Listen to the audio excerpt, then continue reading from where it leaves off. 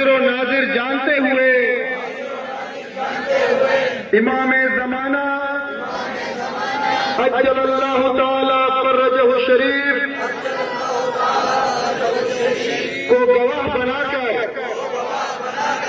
امام خمینی رحمت اللہ علیہ و رہبر شہید امام علی خامنائی کی مقدس ارواح کے حضور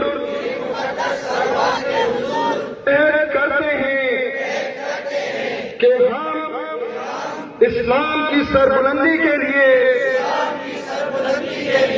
انقلاب اسلامی کے دفاع کے لیے وقت کی تمام طاغوتی و استکباری طاقتوں کے مقابلے میں اپنی تمام تر توانائیوں کے ساتھ اپنے خون کے